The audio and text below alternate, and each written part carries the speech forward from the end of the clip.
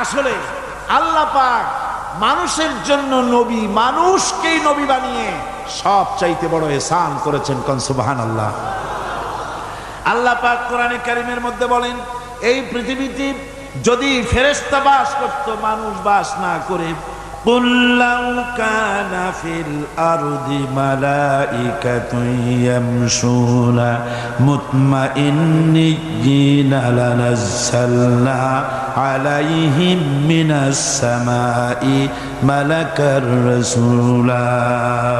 আল্লাহ রাব্বুল আলামিন বলেন, নবী বলেন, এই পৃথিবীতে যদি ফেরেশতা চলাফেরা করত, এই পৃথিবী যদি ফেরেশতার বসবাসের জায়গা হতো, তাহলে মানুষকে নবী না বানায়া আমি ফেরেশতাদেরকে নবী বানায়া দিতাম।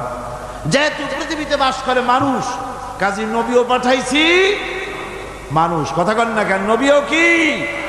সমস্ত নবীরা হচ্ছেন মানুষ।